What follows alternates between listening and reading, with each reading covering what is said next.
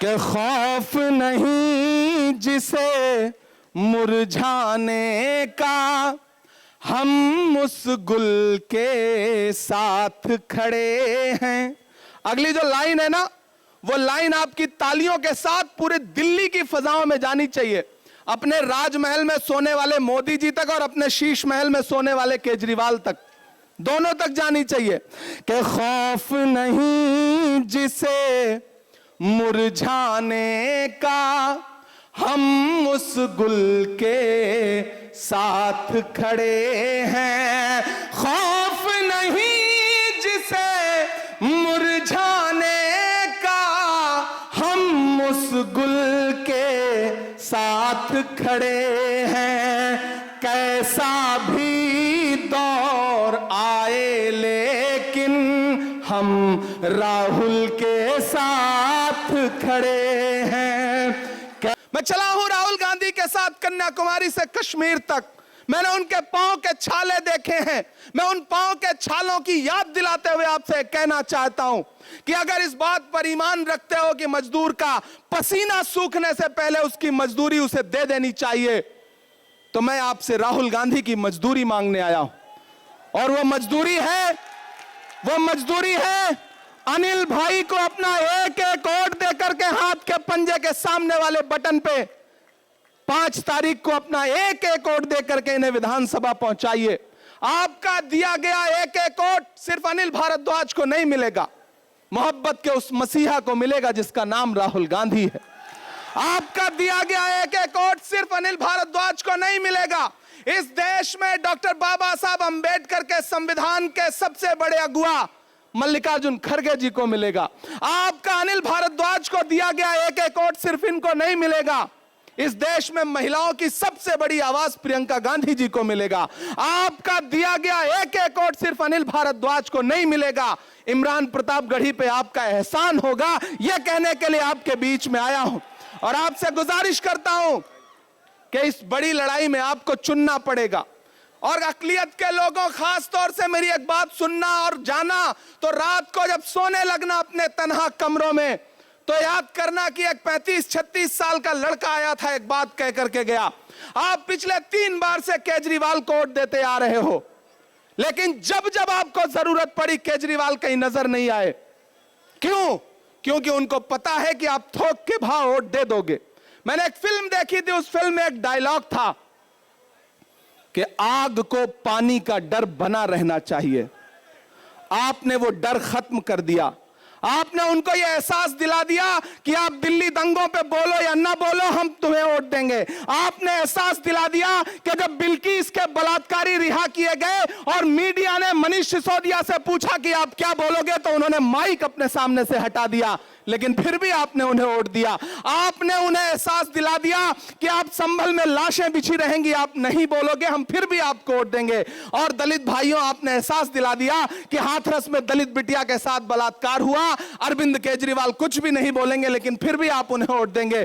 यह भ्रम तोड़िए, उन्हें एहसास दिलाइए कि आग को पानी का डर बना रहना चाहिए। वो डर जो खत्म हुआ है, उसे 5 फरवरी को फिर से पैदा करिए। अपने घरों से निकलिए और अपना एक एक वोट अनिल भारद्वाज को दे करके राहुल गांधी के हाथों को मजबूत करिए। बहुत लंबी तकरीर नहीं करनी है, आपसे बस यह कहने आया हूं कि यह लड़ाई बहुत बड़ी है। यह लड़ाई नफरत और मोहब्बत के बीच में है। एक तरफ वो लोग खड़े हैं जिनके नारे हैं कि बटोगे कटोगे, मंगलसूत्र छीन ले जाएंगे, भैंस खोल ले जाएंगे, और एक तरफ कौन खड़ा है जिसका नारा है कि नफरत के बाजार में मोहब्बत की दुकान खोलनी है। मेरी नई नस्लों, एक इंसान जो बिना डरे हुए इस देश के हाकिम की आंख से आंख मिला करके बोलता है, इस देश में संविधान बचाने की लड़ाई अगर सबसे बड़ी कोई लड़ रहा है तो उस शख्स का नाम राहुल गांधी है। हम सब उसके सिपाही बनकर के आए हैं।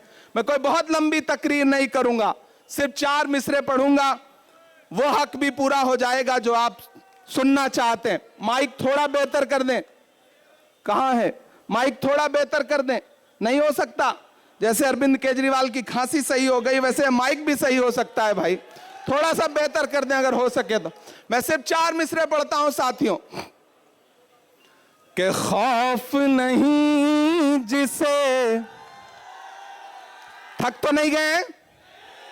नया पाने की चाहत में पुराना छूट जाता है, तुझे अपनाऊं तो मुझसे जमाना रूठ जाता है। मोहब्बत पढ़ने लिखने में बहुत आसान है, लेकिन मोहब्बत को निभाने में पसीना छूट जाता है। मुझे पता है आप पिछले 3-4 घंटे से यहां मौजूद हैं, राहुल गांधी जी का इंतजार कर रहे थे, लेकिन पिछले 4-5 दिन से ऐसा लग रहा है जैसे उनको नजर सी लग गई हो, तबीयत खराब है। आप उनके लिए दुआ भी करें, वो सेहतमंद होकर के कल से पूरे दिल्ली में प्रचार के लिए उतरे। वो खुद आपके बीच में आना चाहते थे, लेकिन उनका संदेशा आया कि इमरान आप जाइए, लोगों से कहिए कि मैं नहीं पहुंच पा रहा हूं और मेरा पैगाम भी उनको पहुंचाइए। तो मैं आप सबकी तरफ से मैं चाहता हूं कि आपकी तालियों के साथ राहुल जी तक यह संदेशा जाना चाहिए कि खौफ नहीं जिसे मुरझाने का, हम उस गुल के साथ खड़े हैं। अगली जो लाइन है ना, वो लाइन आपकी तालियों के साथ पूरे दिल्ली की फजाओं में जानी चाहिए, अपने राजमहल में सोने वाले मोदी जी तक और अपने शीश महल में सोने वाले केजरीवाल तक, दोनों तक जानी चाहिए कि खौफ नहीं जिसे मुरझाने का, हम उस गुल के साथ खड़े हैं।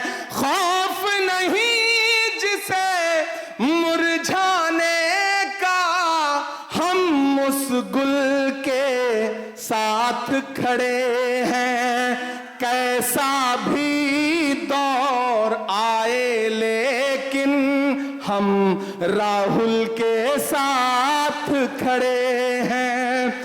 कैसा भी दौर आए लेकिन हम राहुल के साथ खड़े हैं। कल भी खुल के साथ खड़े थे, आज भी खुल के साथ खड़े हैं।